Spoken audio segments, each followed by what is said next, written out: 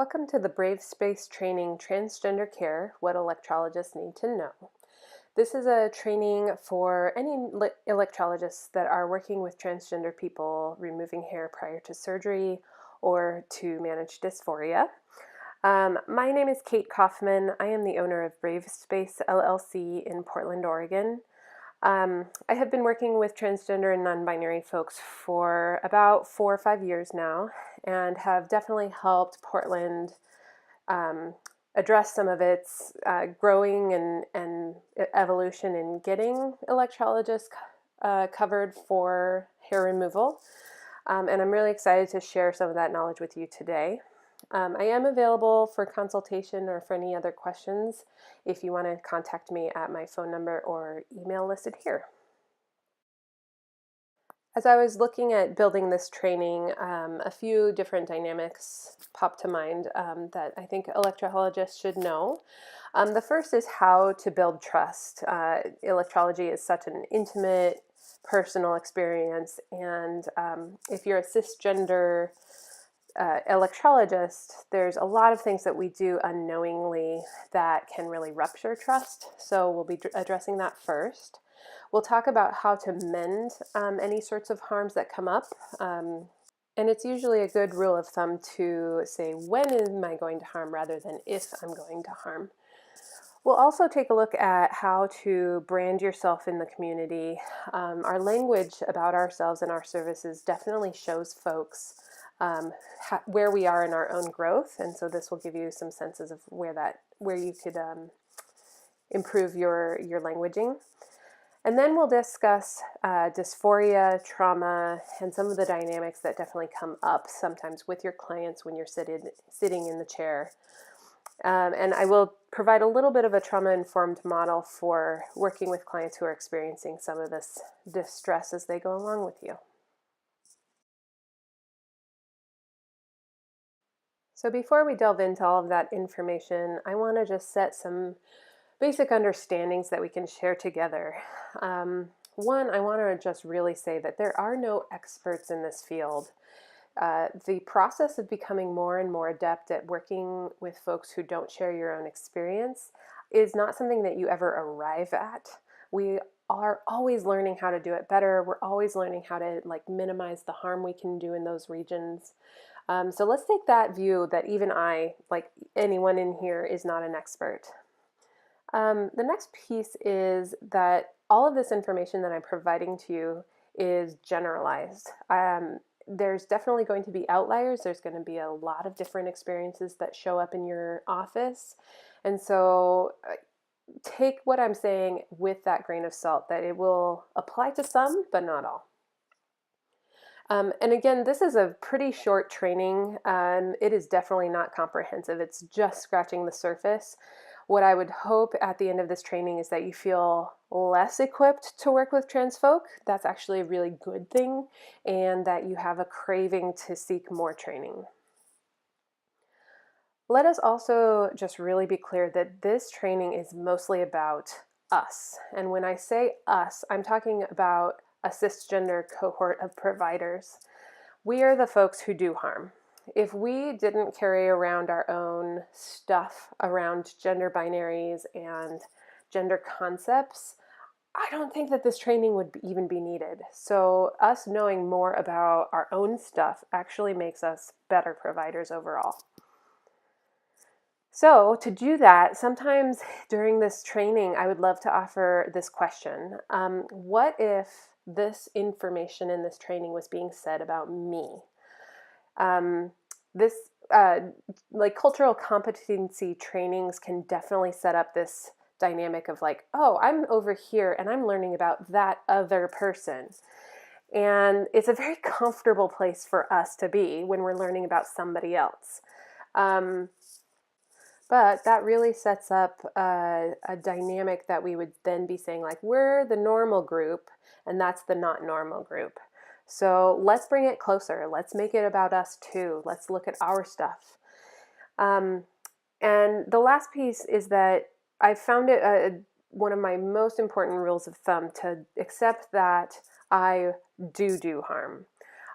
We have a lot of ethical codes that say we shouldn't harm our clients, and it gives us sort of sense of fear around ever hurting someone. And honestly, like when we're so scared about doing harm, it means that our harm is sitting in our blind spots behind us. It means that we don't acknowledge it, we don't notice it, and so then we can't repair it. So if we can actually work on bringing our harm in front of our faces so that we actually notice and recognize that we do harm, we are more able to actually repair and make amends, which ultimately is the thing that keeps relationships going. It keeps people coming back to see you. So yeah, if we can hold that dynamic together, that's a great one. Okay, to put that into effect, I want to do a personal activity with you that will help you bring all of this information closer throughout this training. So this circle represents spheres of information about ourselves. And most people have these types of spheres, that the outside sphere is the content of our lives that is pretty obvious, it's pretty assumed, it's nothing that we can't represent to most people in this world. So even somebody walking down the street might know this thing about us. A closer in circle of information about ourselves is something that we often share in social dynamics. This would be things that you might share if you're ever in a group of new people, or starting to get acquainted with folks. And it doesn't have a lot of emotional content to share it. It doesn't create discomfort. It doesn't create shame. It doesn't create vulnerability. And as we move closer into the circle, the next layer is stuff that may be rarely shared, but it's definitely showing up in the room through our maybe nonverbals, in the ways that we're patterned throughout our life. And as we move into this circle, this is where some of our information does become more emotional. That maybe we need to trust somebody in order to share this type of information. And as we move into the deepest, innermost circle of our information about ourselves, that's what I call our closest truth. This is the content that carries a lot of emotion. It is information about ourselves that is unresolved. It's information that we definitely need to know we will not be harmed if we're going to share it with somebody. And this is sort of like where we hold our cards very close to our chest. There may be only a few people in this world that know this closest truth about ourselves. So to make this contextual, I'd like to give you an example from my own life. So that outer layer, that's the stuff that's most commonly shared and seen without me even like disclosing it to you. So if you could actually see me in this PowerPoint, I'm a white person, I'm tall, I'm energetic, I talk with my hands a lot, and I'm an adult. So those are sort of like visuals that I give people and that you can hear through my voice that indicate a sort of like reflection of who I am as a person. The next layer of information about me is stuff that's often shared in public space. So things that I am pretty comfortable talking about are that I'm an athlete, I am married, I am middle class, and now in my life and my journey, I'm pretty comfortable sharing that I am a non-binary person. I don't identify either with female or male kind of stereotypes. I exist somewhere in the middle of all that. A year ago, that was part of my closest truth, but through my own growth process, that's moving farther and farther out in my circle of intimate information. So the next level of information is stuff that is rarely shared but could be in the room. And so if you got to know me better, some of the things you might know about me is that I am a self-focused person. That means that it takes a lot of work for me to think about another person's needs before my own. I am definitely an impatient person. Like, I want to see results quickly. I am used to applying my energies and having an outcome quickly. I am very privileged. I carry a lot of privilege in this world, and I am a child of an alcoholic. So you, as attendees of my training, you get to know some of these closer truths without actually knowing me. And even as I say that on this PowerPoint, I do start to feel a little bit uncomfortable. I'm like, where's this going to land? Who on YouTube is going to know this thing about me? And so it does bring up emotional content. And then as we move into my closest truths, this is where my tummy starts to like get a little knotted, and actually saying this out loud is hard for me.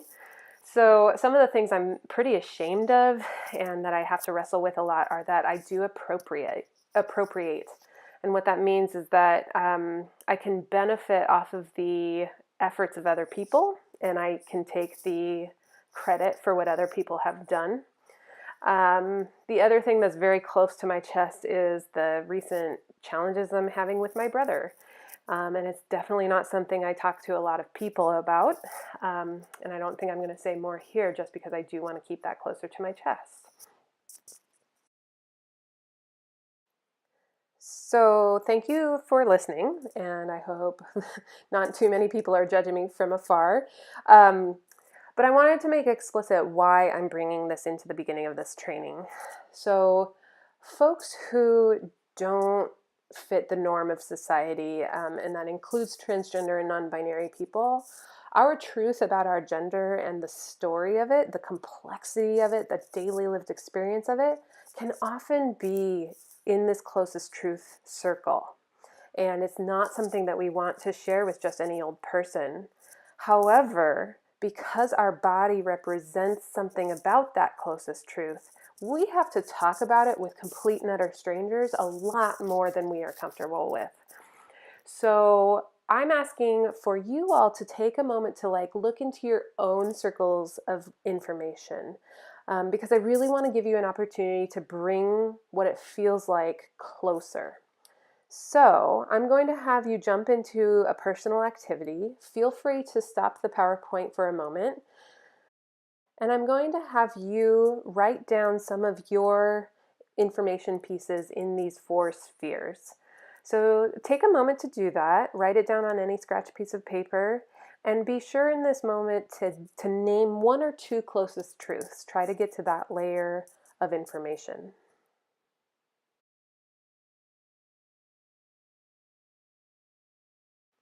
So now I'm going to guide you through an activity to really help you bring all of this closer. What I'd like for you to do is take a moment to look at that closest truth. And I'd like for you to imagine that tomorrow you woke up and that closest truth was tattooed on your forehead. Take a moment to feel your initial reaction.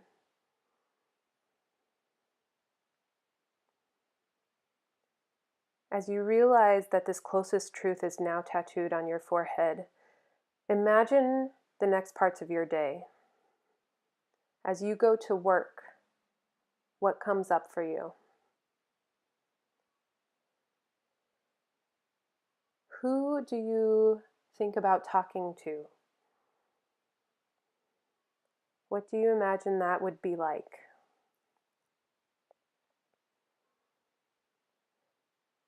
Imagine how they would react to seeing your new tattoo.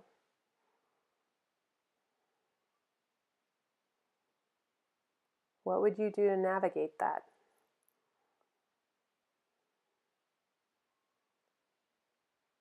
Now imagine moving into your day in which you work with your clientele. Notice how your closest truth impacts that relationship.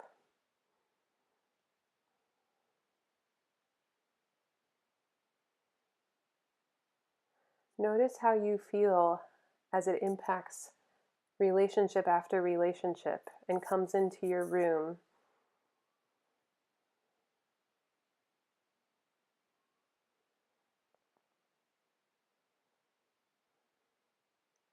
Notice what strategies you use to try to manage this.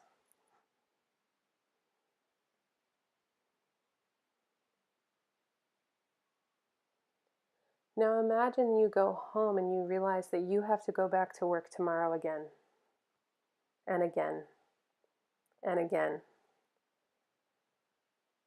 Notice what it's like to realize that this is now your life. How does that impact you?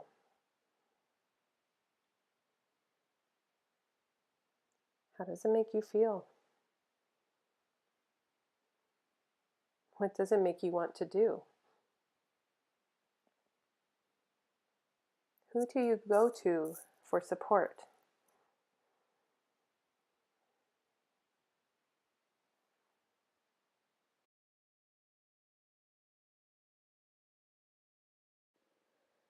Since this is a PowerPoint on YouTube, if you wanted to write your reactions down in the comments, you're very welcome to. Past times that I've done this in a training, people have said that it makes them want to run away. It makes them angry that it makes them less effective providers. It makes them resentful that they're having to have a conversation that they didn't want to have. People said that they didn't have any skills that came to mind, that they were floundering to know how to deal with it. They started feeling exhausted or depressed or anxious for ongoing experiences like this. And so again, if any of those things came up for you, now you know what it feels like to walk around in the world as a transgender person. That's a tiny glimpse into what it's like to walk into your office. Our bodies represent something to you, and your body notices it. And how you have a dialogue, whether you notice, whether you bring it up, how you bring it up, matters.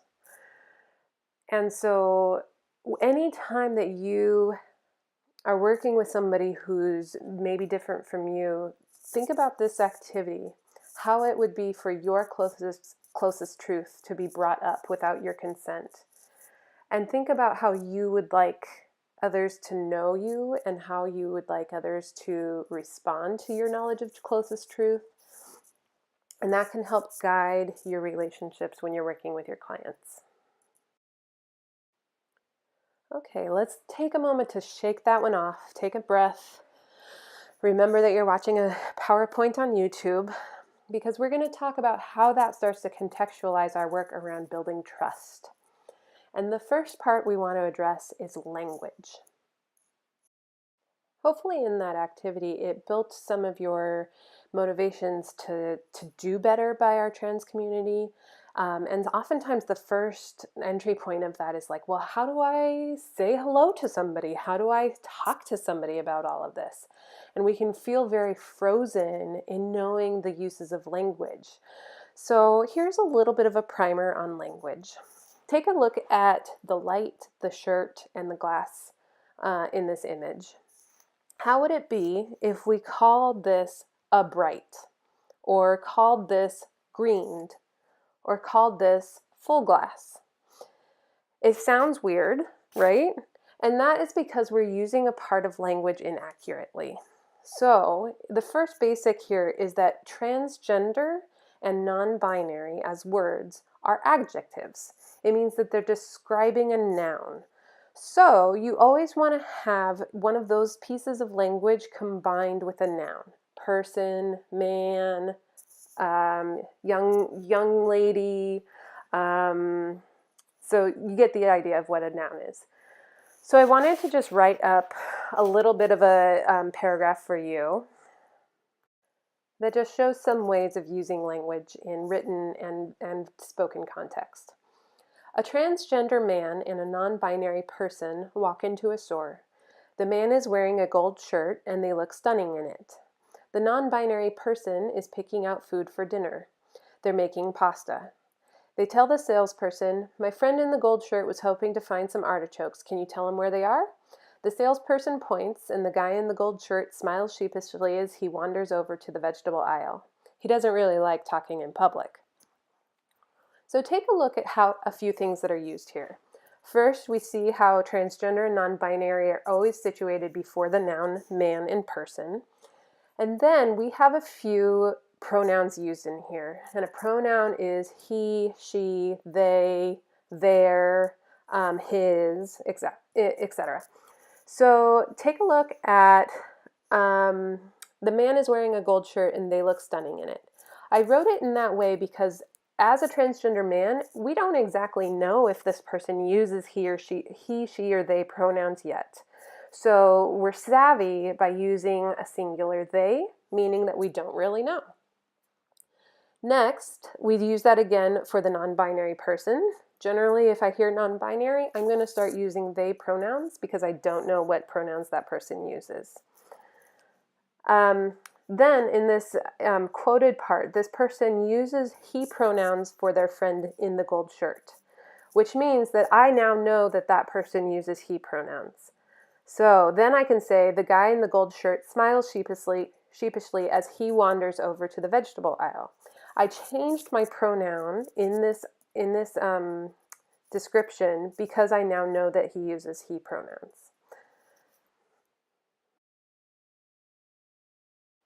One question around language that often comes up is how we use they as a singular pronoun, right? They is usually for a group of people, right? And let's take a look. This salesperson, do we know what gender they have? No, we don't.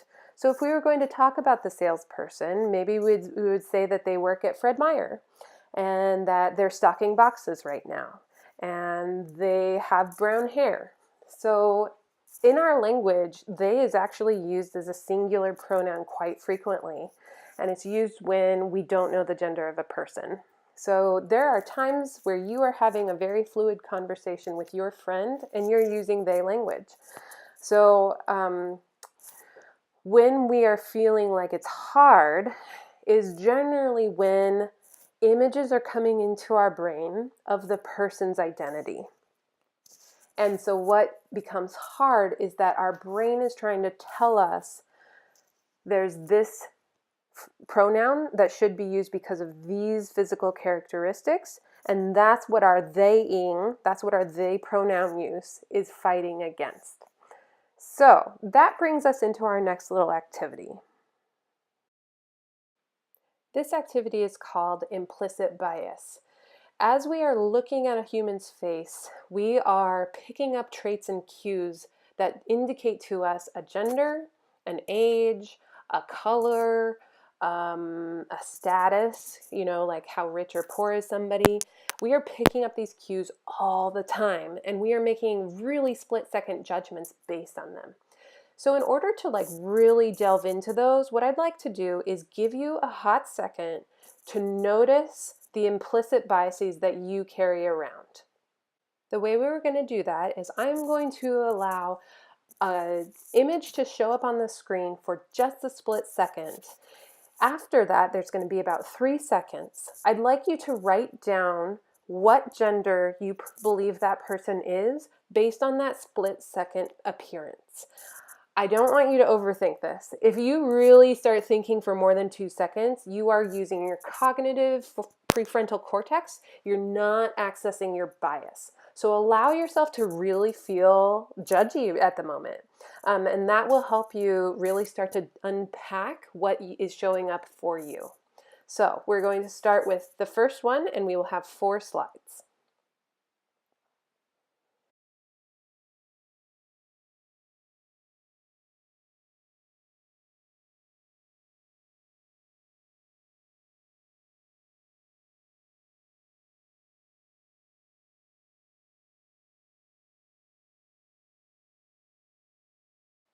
Now I'm going to show all of those pictures for a longer time. I'd like you to absorb the images. I'd like you to look at them for a longer moment. Notice what is happening between that first initial assumption you wrote down and your cognitive interpretation of the person. Is your bias shifting? Are you making it more complex? Are you changing your mind? So what really happens in these two parallels is that we can see how the rule number one of our gender binary construct, and that's a whole thing that I could get into, but I'm just going to assume that you might follow along. But the first rule of that binary construct is that other people can assign your gender. And that is based on implicit bias.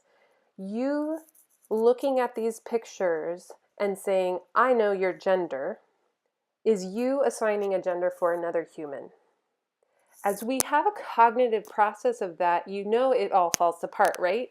As you look at these folks, we don't know what they identify as. We would have to have a conversation to actually know what their gender is. But our body and our behaviors and our traits will be acted out based on this rule number one. And so how that can show up is that when a person comes into your room with a low voice, you may say he without even thinking about it, because you're picking up on those cues instead of actually following what is the person's chosen identity. So this is something that we all wrestle with. Trans people wrestle with this. We wrestle with like gendering ourselves correctly sometimes. And just because it's routine, it's rote, it's natural for us to do it, doesn't mean it's right. This is one area that really impacts relationships. This is where harm happens. So again, we're going to talk about how we make amends and how we own that kind of harm in just a bit. Before we get there, though, I want to mention one other place where harm can show up quite frequently. And that place is in curiosity. So as people who are meeting someone who's a relatively new human, who may expresses a lifestyle or an experience that's different from ours, it's really natural for us to have curiosity about it.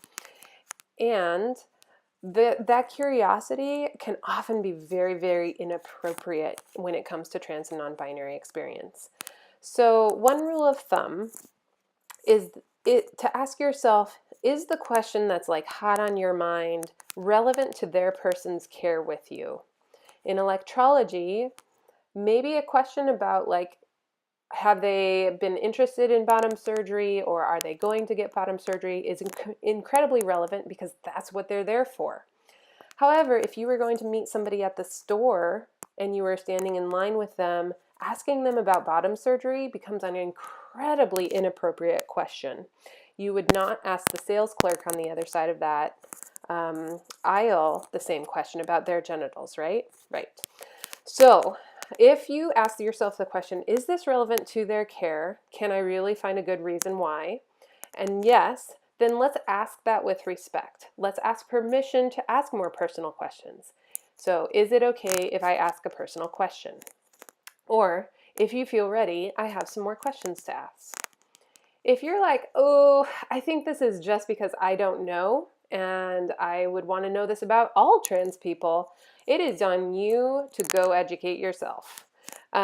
So many trans people have had to educate so many cisgender people in their lives, their parents, their siblings, their partners, their friends, their teachers, their employers, their coworkers. And oh my gosh, having to educate when I'm just here to get my hair pulled out is not what I would like to do. So please take that responsibility to do your own research. If you haven't YouTubed something like transgender or transgender hair removal or 5 things you want to know about trans people, you should, because there's so much out there. We just need to look for it. So hopefully by this time, maybe some of us have started thinking, oh my gosh, I've done this before. Oh my gosh, I've made a mistake like that. What am I supposed to do? So awesome. If that's you, great. Thank you for owning and knowing that you have harmed. That's a really awesome step. And here's what I do when I know that I have harmed. The first thing that I really hold on to is that my intention is often really good. I'm often just wanting to know a person, or I'm trying to do my best. And so, me stating that out loud, I'm sorry, I didn't mean to hurt you, often is pretty irrelevant. It is a great thing to help us feel more comfortable, but it doesn't make the other person feel comfortable. It makes them actually feel like they've been harmed twice. Because the first time happened and it was a harm, and then we didn't listen to them, right? So instead of, mentioning our intention, let us mention our impact. And this is where we can say to a person, I think that I may have hurt you when I said this. Is that true? Is that something that I need to account for with you? If so, that's when you get to make your apology. That's when you may own something about, like, you know what, this has really taught me a lot, and I'm not going to do this with you again, and I'm going to really work hard to not do this with my other clients. And that sort of commitment to like ongoing change, ongoing work is such a huge favor or a gift to give to somebody who is just hurt. You taking ownership and commitment of continuing your work is something that most trans folk have not had in their lives. And you just kind of start to represent that there are people out there who are committed to being better humans. So if that's something that you can start practicing, it goes a very long way to building trust with your clients. And so if it hasn't come clear why I'm spending so much time on this trust part, is maybe that I can make it more clear here, is that you may not know this, but trans folk know where you are at in your journey, whether or not you know. And so how you present in a room and how you speak all show something about your process of growth. And so I'm here to show you what your growth might be, because we can't grow if we don't think that there's a journey, and we can't grow if we can't see the path. So let me just share some of these elements with you. This is likely not going to come out of your mouth, but there have been trans folk who have heard this before. I don't think that you can change your gender. It's, based on your biology. You were born a female or you were born a male. That cues a person to say, hey, you are pretty hurtful and maybe even dangerous. I am probably not going to work with you ever again. And that's self-preservation. I don't want to have a psychological harm every time I'm around you. So if you wanted to do some work outside of that and we're working on growing, you might enter into a phase called inclusion, which is where you start to find the similarities between you and another human. Hey, we're kind of similar. I was a tomboy growing up too. So this stage is like a baby attempt at working on connection. And a lot of folks have heard this before. And it's also like you're trying to associate like gender nonconformity with being transgender and gender identity. They're two different things. So you're cueing somebody who's more savvy to know, oh shoot, you're one of those folks who think you get it. So a lot of folks will be like, this is a person I'm going to have to do a lot of education with and a lot of patience with. So great, there's more that you can do. There's more ways you can grow. Like, what if you could say, hey, yeah, I have worked with 1 or 2 trans people. So awesome. This is not your first rodeo. You have some intention and some like passion around this community. And just having worked with 1 or 2 people, there's a lot that you don't know yet. And so that is a cue to somebody of like, I'm probably going to have to teach my provider some things. And that's going to be hard because I've taught a lot of other people. But there are people who are very willing to work with you through that. So another thing that you could say out loud, if this is ever true for you, is I work in the LGBTQ community and I've helped a few folks with surgical site preparation. So you are just starting to tell folks like you have worked through some of the things I might need. You have seen a few folks, and it sounds like there's more you could learn. You haven't entered into that sort of like immersive experience with your care. So you're definitely a provider that we would refer to, and there's more to learn. Like, what if you could say you could bill insurance for the electrolysis and understand the medical care dynamics? oh my gosh, you are a like unicorn. We don't have a lot of electrologists who can do that. So that makes people very appreciative. And then if there's an additional layer of like a me too here, I am part of the trans and non-binary community as well. Oh my gosh, that just breaks down so many walls, and there's such a like implicit trust. And I mean, it's not, it has to be backed up by being a good human. Um, but there is a dynamic of being a Me Too kind of experience with folks. So I just wanted to say this out loud. One thing to really be aware of is when you start going like, this is bad, this is good, this stage is horrible, I will never do that again, or I really want to be in this stage. You know what? We are all doing all of these stages all of the time. All of these stages have a way to harm people. All of these ways have a way to like support people. So I try to be much more complex with that dynamic rather than making it a simple good bad. That this is a complex evolution, and at any time when we're stressed, when we're tired, when we're not thinking too much, we can slip into like younger methods of this. Like we could say something that we're like, oh my God, I can't believe I said that, right? So let us have grace, let us stay complex with all this, and let us all keep learning.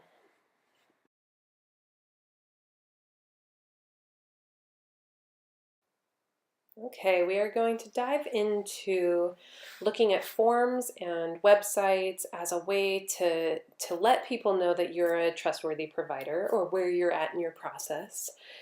And forms are such a first impression experience. As people are thinking about coming to see you, there can be a lot of anxiety. Um, as a trans or non-binary person, we don't know where you're at in your journey until we actually get some of those forms of feedback. And so when we sit down with a form, we look for, will you know how to let me show up on your paper? And if there is just one box for a name and there's just one little like MF for gender, I've already been erased. My complex journey through gender cannot fit on your tiny little checkbox. So that's a big punch to wanting to come back to see you. So you taking some time to put some more information in your forms can be a really great start to a journey with a person. So these are the types of ways that I talk about gender on my forms. I use the word chosen name or current name as a way to reflect what name should I be using right now. I don't use legal name because if you've ever tried to change your name after getting married or such, you know that there's 1,000 places that you're changing your name. And just having the court order that says, I am now called this, doesn't mean that that's a relevant name anywhere that it matters.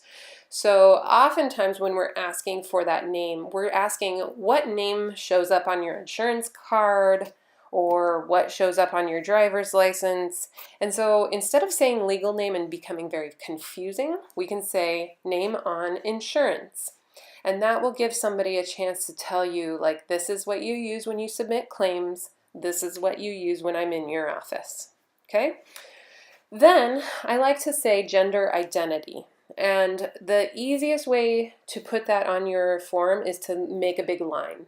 You can make check boxes, but check boxes that then list things like man, female, transgender man, transgender female, non-binary, da da da da da da, already becomes exclusive because if you don't name one, you have the risk of somebody not being able to show up on your form. If you are billing insurance, you can then put another thing under gender identity that says sex on insurance. And that again just helps people feel like, oh, they just need this information for a relevant purpose, i.e. insurance billing, rather than they're trying to get to know something about my history that could be very painful. That usually comes up if you said sex assigned at birth. That just takes somebody back into a very painful childhood sometimes, and so that's something you would want to avoid. I was talking with another clinician about working in a field where both, cisgender people are coming in for normative other kinds of care of like removing hair also seeing trans folks, like how to create a form that works for both people. So we came up with a line: is it important to you to work with a clinician familiar with transgender care? That will give you a sense of, is this person looking for trans-specific care or aren't they? And it doesn't put it on the person, like saying, are you transgender or are you seeking care for surgery? That's a very personal question, but you're making it about you. Do you need me to be a specialist? And I think that's a more affirming way of saying that. And then specifically for electrology, there's so many dynamics with, is hair growth impacted by hormone care? And we're talking both about your hormonal experience during puberty and also hormonal experiences due to medical conditions or menopause or anything like that, right? So as I was just delving into that, this is not my specialty, but what I thought could be useful is just asking, is your hair growth impacted by your hormone experience? And so then a cisgender female who had PCOS and a transgender female who had a puberty that was a testosterone puberty could both say yes to that. And then you have some places to like make that more explicit of what hormone experience are we working with here. The last piece I put on here, do you have any requests about how I refer to or handle your body during our sessions? This is a trauma-informed question. This is, and we'll get to this in a little bit, but when you become sensitive to the types of experiences people have had with their bodies and the harms that have happened to their bodies, the dysphoria that's created in bodies, if we start asking this question frequently, we'll definitely minimize the risk of us triggering something or harming somebody without our intention, right? So this again is my best guess at forms for electrology. There are electrologists who are doing this care who might have different information on their forms. But again, the comments section might be a good place to start that dialogue. So let's talk about websites really quick. Websites are definitely used to screen for your competencies and your stage of growth in your process. It's also a way to screen, like, are you seeing any trans folks? So I took the liberty of looking through multiple different websites across the nation, and so some of the things that came up are you using language right? Is that use of the word transgender or non-binary or trans female used correctly? If it's not, that's a strike against you. It just makes me know that you're in a very young place in your development and I may not want to have to teach you things, right? So do you have an FAQ or a page that's specifically geared towards transgender care? Many sites don't. And so if it doesn't, then I have no idea if you can serve my needs, right? Here's one. Did you copy and paste the same transgender page as like 4 or 5 other websites have? I didn't know this was a thing, but when I was looking through websites, the same FAQ came up on multiple websites. So I'm guessing that somebody created one and it was good enough that everybody's like, this is the one I'll use. If I was a savvy consumer and had to look through multiple websites, I would start to know that, and I would start to be doubtful of like how much you actually know, and it's more about how much can you make a savvy website, right? So maybe do some research. The other thing that I was questioning as I looked through websites is like, do you have pictures of trans people on your website? Oh man, so much about hair removal is about beautiful, beautiful, skinny, like young people having a very happy experience with their body. And oh my gosh, that's not me. And so sometimes just the visual representation of myself would really help me feel more comfortable coming to see you. The other thing to think about is whether you'd bill different rates for genital and facial hair removal. I totally understand that the physical stress on your body is different for each body part, but it's also important to think about the economic disadvantages that are experienced in the trans community. Folks who are trans face higher rates of discrimination in employment, and so more are unemployed. And because like so few insurances cover electrolysis, the out-of-pocket expense for all of this hair removal for their basic medical needs is pretty immense. So it's something I would just like to call more people to as a social justice effort to consider not increasing rates for genital care. You of course have to make your own decisions, but yeah, this is such an important place of like helping people live quality lives. So just something to think about. Now the next piece I'd like to do is bring up some literature from actual websites. And I recognize that these websites may be from some of the folks who are viewing this PowerPoint. What I'd like to say is that this is an offer of feedback to help you just be awesomer. It is not intended as a way to like make anybody feel bad or just like call out anything, but it is just an opportunity for us all to do better. So let's pull up some of these descriptions from websites. All right, so this is a clip that was one of those websites that was copy and pasted quite a lot. And overall, this uses language well. This talks about surgery, and it also talks about, confidentiality. So having to talk to a surgeon. I think all of those are really important points, and I think that those are useful. If you're just copy and pasting this though over and over and over, I lost the content of it, honestly, because I was like, wait a minute, there's 5 different people saying the exact same thing. Why is that? So follow this template, but maybe spruce it up and make it your own. All right, this one came to me from somebody who is wanting to tell me more about their practice. So this person says, about 1/3 of my large practice is treatment for the transgender. Right away, that's a misuse of language, and I was like, how much have they learned in their 22 years? I have clients that have moved here for better quality of life and services. A mature M2F averages about 350 hours of treatment. So one just kind piece of feedback is, how many nature shows have we watched where we're talking about the mature gorilla in its natural habitat? Something about that line really dehumanizes the person. When I read that, I had a very big reaction because it just felt like this person became not a person and they became a subject, a body to work on.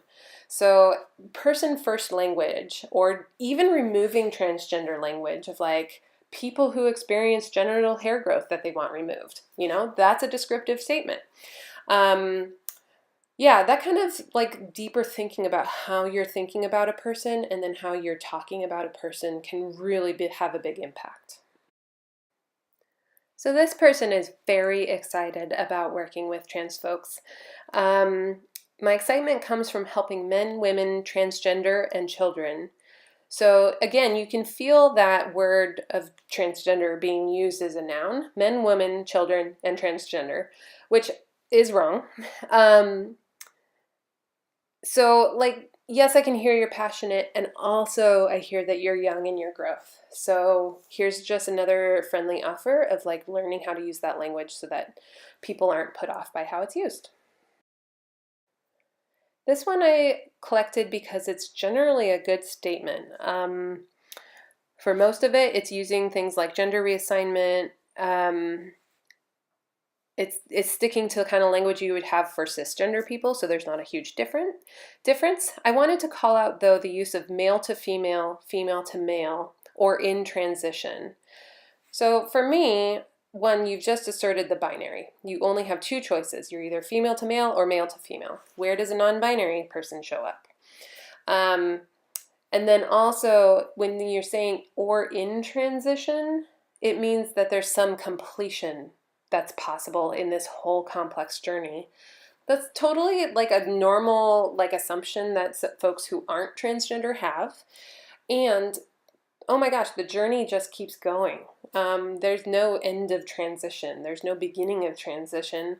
So maybe getting more explicit about what you're trying to say when you say or in transition. All right, this one I pulled up because this is a lovely example of somebody who actually knows what they're doing. This person has been through some surgeries with people.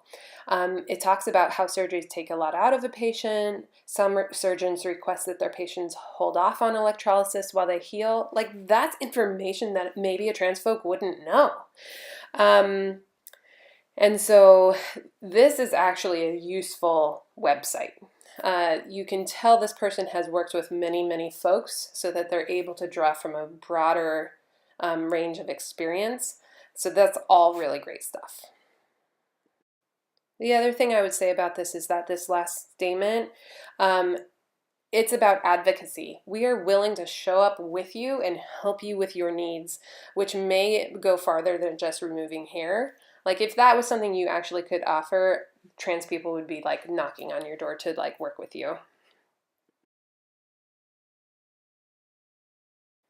This one I like to pull up because this is a person writing from a Me Too experience.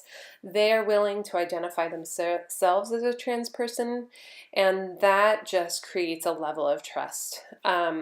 Especially if somebody has had a lot of trauma regarding in like cisgender community, and like maybe cisgender people have hurt them before, this person already feels safe. But I wanted to just pull this up for just how this person is talking about language. Can improve and affirm our gender and sense of self. Empowerment in a safe, supportive, and nurturing environment. And so this just like is language that if you feel like you can stand behind this, this is really good language to use. One thing I want to mention though is that it's maybe a little bit unethical to put this language on your website if you truly are in a younger stage of your own development. That would be sort of an incongruence that you're presenting yourself as really, far along on your path when the actual experience your client would be getting with you would be different. I would say use this language if it really feels congruent to you, if you feel like you have gotten that exposure and experience that makes this real for you. And otherwise, be honest about where you're at. That can be one of the biggest trust makers with folks. Is like, I'm new to the area of working with trans people. I have taken this training. I am working on more training. Here's my commitment to you. That is such a vote in your favor. So owning where you're at and owning if you're young can be a really powerful thing to do too. I also wanted to make a quick note about insurance. This is specific to Oregon. I know that most electrologists haven't done a lot of billing of insurance, and so I wanted to just give some language and concepts for that. So there's a difference between being an out-of-network provider and an in-network provider. An in-network provider has gone through the steps of credentialing and contracting with the private insurance or with Medicaid in order to be one of their preferred providers. Folks in that realm have done a lot more work and usually get paid more. And usually there are fewer denials if you're in network. If you're an out-of-network provider, it means that you haven't done any contracting with any insurance, but your client may be able to submit an invoice in order to get part of the service covered. With electrolysis, I think that out-of-network billing is probably going to be very risky. I don't think a lot of people are going to get paid in that way. So it is worth trying to get in network with a few providers. In Oregon, the only insurances that I'm aware of that are allowing billing for electrolysis are Medicaid, which is OHP, And then private insurance, Kaiser is the only one that I have heard of. That does not mean that that's the only ones. It only means that I haven't heard of it. So there aren't that many. And Medicaid is actually only covering pre-surgical electrolysis. They are not yet covering facial electrolysis or any other body hair removal. So, in terms of getting contracted, this process is going to probably take you like 3 to 6 months. It is not for the faint of heart, but it is such a social justice thing to do that work for your clients. I wanted to mention that there are actually 3 steps in getting contracted. Credentialing is the first. Credentialing is when you basically say, here's me, here's all my information, and they say, have you met the criteria for licensed electrolysis? It does not mean that you are in network yet. So do not start billing after you've been told by credentialing that you've passed. You have to then go to their contracting department, and they are going to decide, do they need more electrologists? Are you the right one? And then they will either offer you a contract or tell you no. You can always appeal. But even after contracting, even after you get the contract that's signed, you have to be added into their claims processing system as a provider. That can take an extra 1 to 2 weeks. So my rule of thumb is to not schedule clients until you have a dated contract on hand and you have started talking to the claims processing system, because it's very probable that you won't get paid for any services that are rendered before that. This is such a huge process. I'm not going to talk about it all here, but Oregon-based folks, if you are wanting to consult about getting in with Medicaid especially, I'm happy to consult. Feel free to contact me.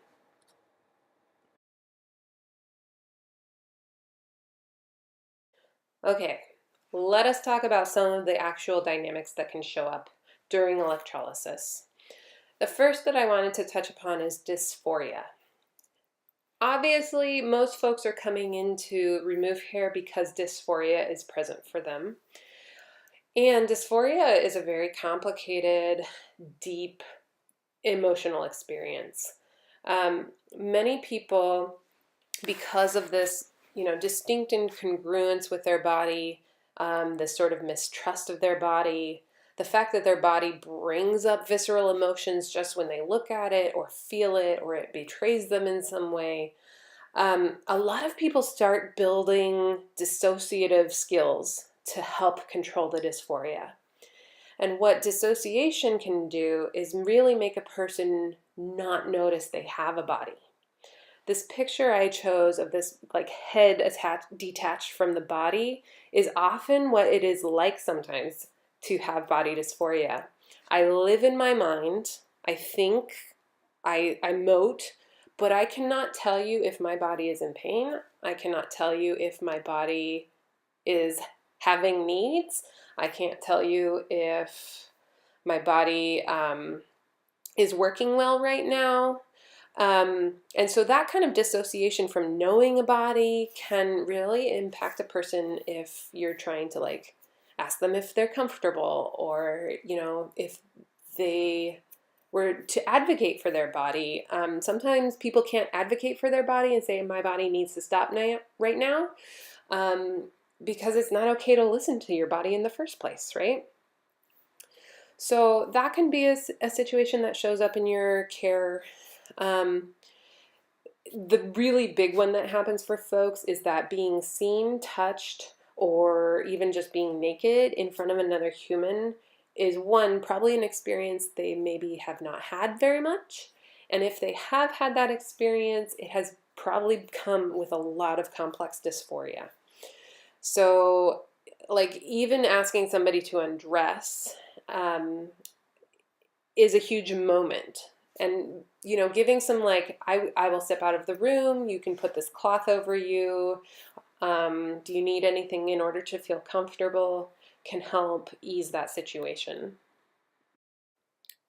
The other thing that's quite common in electrology sessions is that the time spent in between you can be pretty hard for folks. with having to grow out facial hair and then manage redness or, like pussing and that kind of stuff that can come after a session.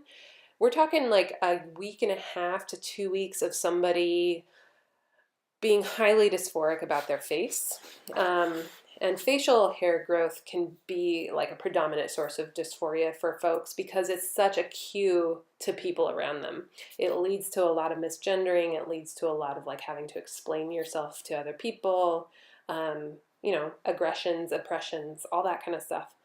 So I have several clients who I work with in counseling who are, abstaining on their work goals and their relationship goals and, feeling better and positive about themselves because every 2 weeks they can't leave their house because it feels so difficult to manage dysphoria outside of the house.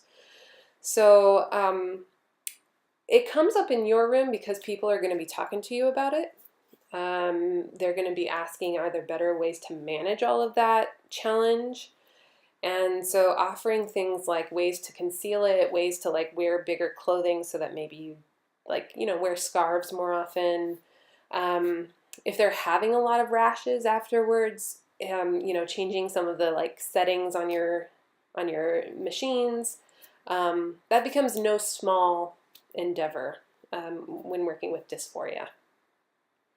So I wanted to also give you another way of just maybe getting a sense of dysphoria. Many of us can't ever fully personally understand it, but we can have more empathy about what it's like. So I'm going to have a little bit of a clip where you're going to hear an audio representation of what dysphoria can be to some folks. Just a quick heads up, this could be a trigger alert to people who do experience dysphoria. So feel free to mute your computer for the next 30 seconds or so. They're gonna know. They're gonna know. I am such an embarrassment. Oh my God, why do my friends even hang out with me? They're gonna know. I'm sure they're just doing it just to they're gonna know. Look at all of that. They really would be better off without me. Oh my God, do you see how your brow sticks out? Oh my God, you're so disgusting. Oh my God, you're never going to be a real woman. Nobody really. Did you brush your hair right today? Nobody really. Your hair is not looking the best. I cannot do this. Your collar is sticking out. People are going to look at your small shoes and they're going to know. I cannot. You don't wear a vest right. I don't know if I can keep this up. You want to see? When will it all stop? I just want it to all stop.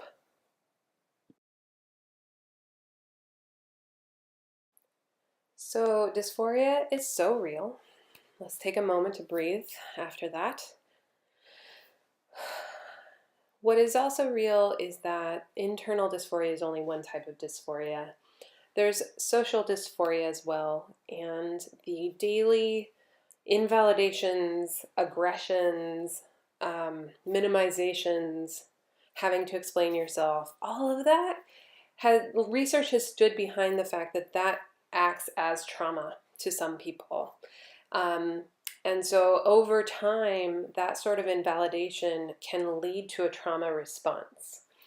So it is common to see trauma in your room.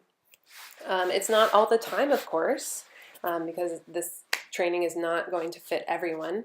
But I think it's wise to walk into this kind of care knowing that trauma is going to come into your room and have a sense of how to work with it. So folks who are in an active trauma response are going to feel more hypervigilant to more harm. You may see this as guarded, maybe angry, doing a lot of telling you that you're at fault. And folks who are cisgender who are not traumatized can take that very personally. Well, they're just so angry at me all the time, right? Actually, they're just hypervigilant. They're waiting for you to hurt them. And as their most fierce protective factor, they're going to lash out first.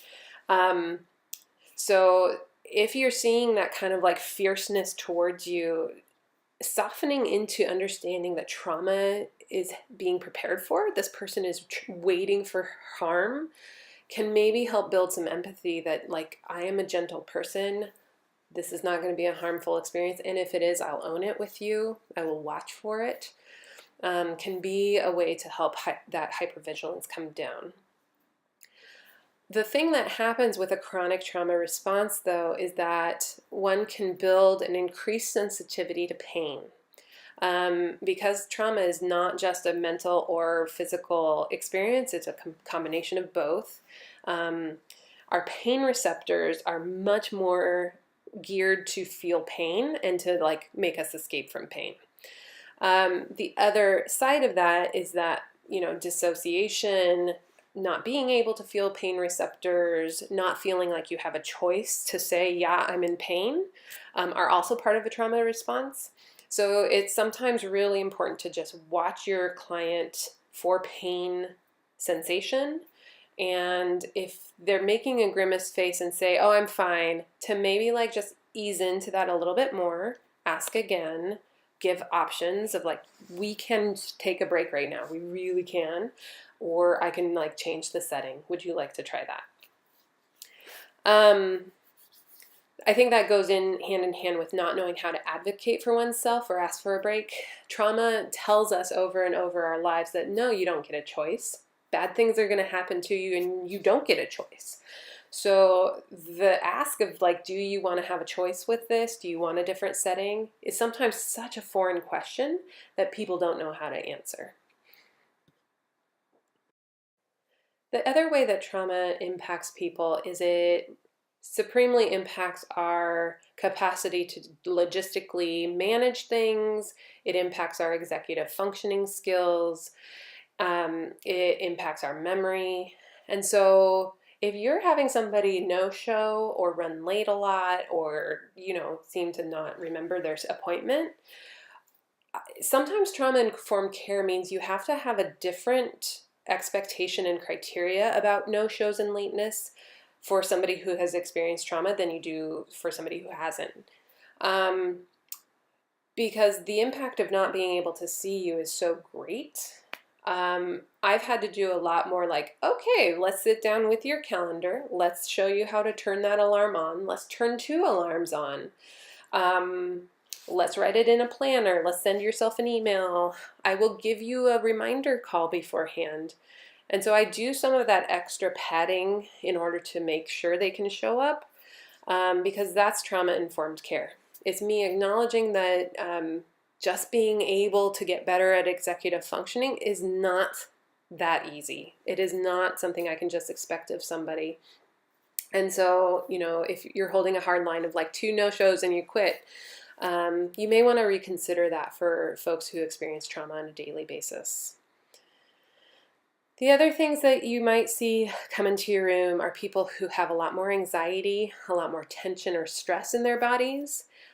So being able to relax on your table or not have a panic attack or be able to endure discomfort for long periods of time, they may struggle with that because they are in a much more tense space most of their lives. So if you are a friend of mindfulness or meditation, that's something that you might bring into the room, play some good music for the person, what have you. The last piece about trauma that I would mention here is that long-term perseveration on challenging goals is incredibly hard to do when you have so much fatigue, despair, and hopelessness.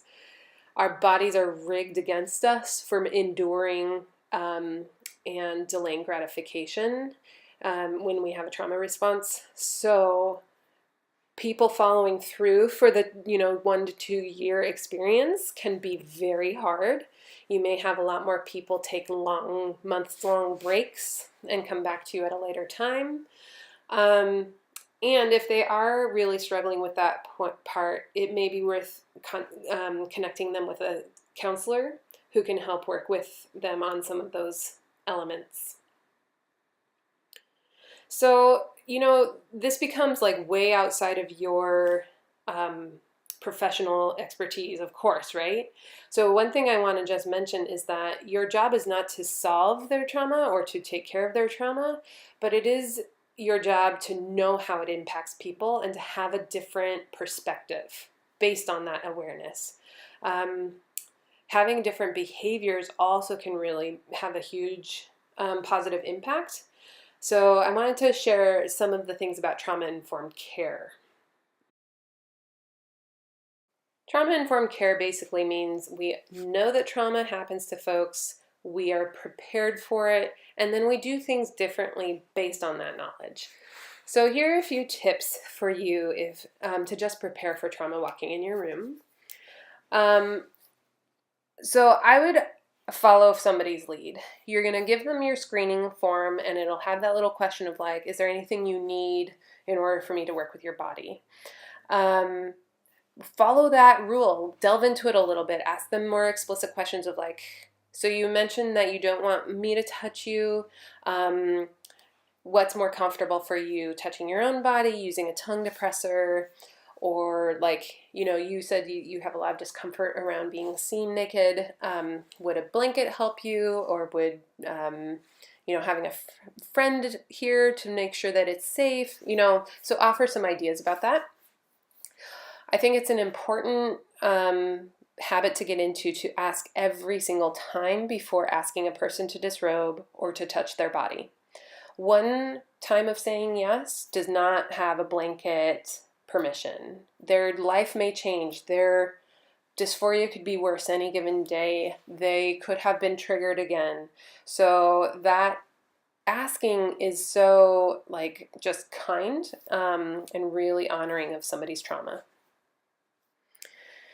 It is also a great idea to ask if they want you to ask that much, because this training, again, doesn't fit all people. There are people who are going to be like, oh my God, just stop asking me if you can touch my body. It's fine. So that's a great question to ask too. Knowing that they have choice is part of the journey. So you may say it once and think that they heard you, but you saying it multiple times is sometimes needed. That yes, you have a choice. We can take a break right now. I'm going to ask again, do you need a break? Because again, you're up against a whole history of trauma patterning that said, no, you don't have a choice. I talked a little bit about offering different ways to touch somebody's body. And then checking in regularly about pain, dissociation, how much talking you're doing. Like, there are people who don't want to have conversation with you. There are people who do. And so oftentimes we can follow our own comfort levels of like, I like to talk to my clients. So maybe checking in with them and following their lead. And if you don't know how to ask for feedback, this is a great life practice. Hearing feedback can be very challenging. It's showing us our blind spots. It's showing us places where maybe we did something unintentionally, right? And we are not fragile people. We can learn that we can do better. And asking regularly, is there anything I could have done better today? Anything you'd like me to change?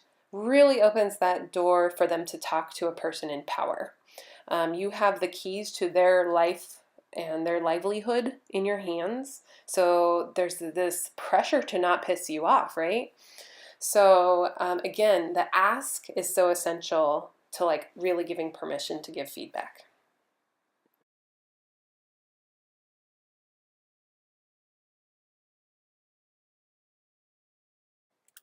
All right, I wanted to talk a little bit about suicide and self-harm. The reason I got into this training was because I had some electrologist colleagues have some very, very big, scary experiences in which their clients were talking to them about their suicidality or their self-harm. And obviously, as an electrologist, there's not a lot of training for you in knowing how to navigate suicide with somebody. So I wanted to put something in there to just, one, validate what is your role, and a few little basic primers of how to sit with that when it's in your room. One of the most essential things that every counselor has learned in their journey is that solution finding is often not what is needed when somebody's talking about suicide.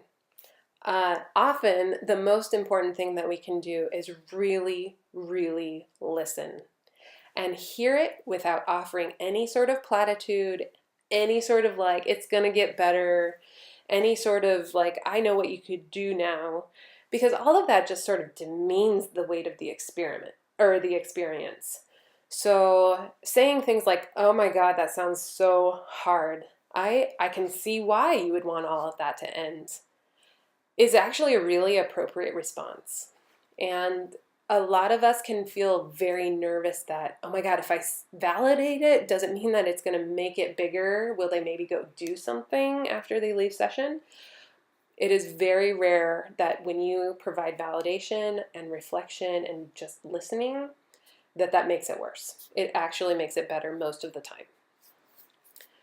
So the myth that we are all up against and that we all seem to carry is that me doing or not doing something will make a person commit suicide. We don't have that much power over other people. People will do what they will do. And us being a relational human, being strong to sit through very challenging stuff with a person and just say, yeah, I don't have any answers for you, but I'm here. And I will be here next week, you know? I hope you'll be here next week too. That's what you can do.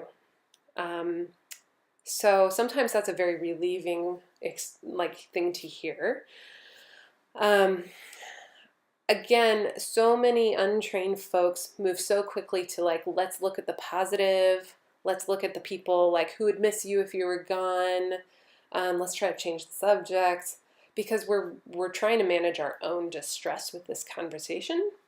It's really not very useful to the person who's experiencing this distress. So the longer you can just sit with distress and hear it, the better. And for people who have not been trained as therapists, the most important thing you can do is to just reinstate that you are not trained in any of this. And it's very it's a nice form of trust that they're talking to you about this, but I would really like to help you get connected to somebody who is trained in supporting you. So if you want the Brave Space resource guide, it is on my website, www.bravespacellc.com. It has a great long list of therapists who are competent in trans care. And then here is some resources for you to know about. The Multnomah County Crisis Line is a very standard one in town. They're not like completely adept at trans care, but the Trans Lifeline is all volunteers who all identify as trans or non-binary. There's been mixed, feedback about their care, but it is a resource. Texting home to 741-741 is a text-based crisis line, and some of our clients like texting more than they like talking on the phone. And then Unity Center is Portland's main go-to for emergency stabilization. People can walk in, they will sit there, they will get like some basic needs met, they will have 24/7 supervision. What's also important to know is that most of the community knows that Unity Center is not awesome in trans care, and it can be very harmful as well. It can be very scary. So just offering it it's not easy. It's not an easy fix. And oh my gosh, if you haven't learned about HIPAA, which is like the Confidentiality and Health Information Protection Act, you might want to look into it. It's something that both medical and mental health providers have to follow. And you can ask for a release of information if that person has a counselor or a doctor, and ask, can I have permission to talk to one of your other providers? So you can actually report, hey, this client is having a really rough time, to somebody who can actually be a professional with them. There are more national suicide resources, and if you Google that, you will find many. This PowerPoint is not going to address national care, though.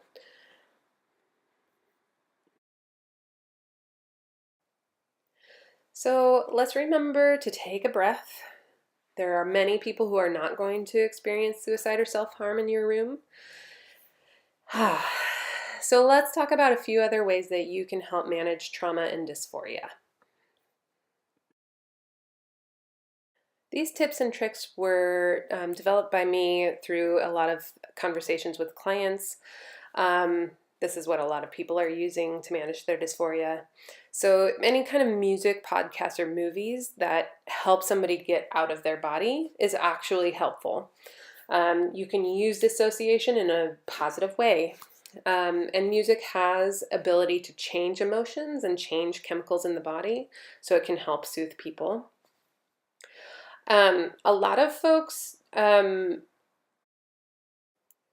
folks will ask you for some ideas for masking their hair growth and their redness afterwards. Hopefully you have more resources for that than I do. And then sometimes you can suggest like making an empowering playlist. So having your electrologist mix, that could be useful. It also is a way to make things funnier. So bringing humor to a painful event can sometimes make people feel less pain. And the other thing that helps, and this is straight out of behavioral therapy kind of stuff, is whenever somebody's doing a challenging event or something that is like very difficult to do, pairing it with a positive event that releases like dopamine and serotonin helps pair those two things so that somebody can like better get through a hard thing.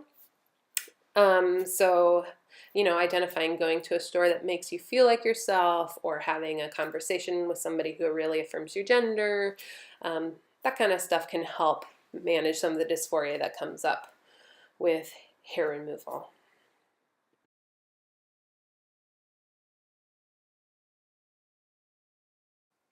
So I know that there's probably a lot more to cover in this training, but what I would love to maybe have you do at some point in your professional life is to role play some of this out. Everywhere from, our forms to having that initial conversation with somebody to walking them through your informed consent process and having your first session. It is so helpful to do that with a buddy who you like. If you do mess up, they won't be harmed. It's nice to get that out of the way so that your first opportunity isn't with your client, where the stakes are high. So I would offer, like, if you come back to this YouTube and do this role play, maybe even a few times, I think that's a great way to learn and keep growing.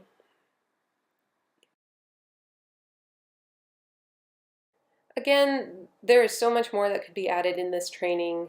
I hope that this has helped you understand where your new growth edges are. Um, I wanted to give you my resources list as well as the UCSF Center for Transgender Excellence. They have created such amazing internal records and processes that are accessible to anybody. And then if you're an Oregon-based electrologist and want to consult more, Lane Celadon of Lane Celadon Electrolysis is somebody who's given permission to be a third party on this training. And you can reach out to them via their website to consult more about electrology. Thank you all for attending, and thank you all for prioritizing this care. It's absolutely essential that more of us step up and take this seriously and commit to this kind of care. And good luck to you in your journey.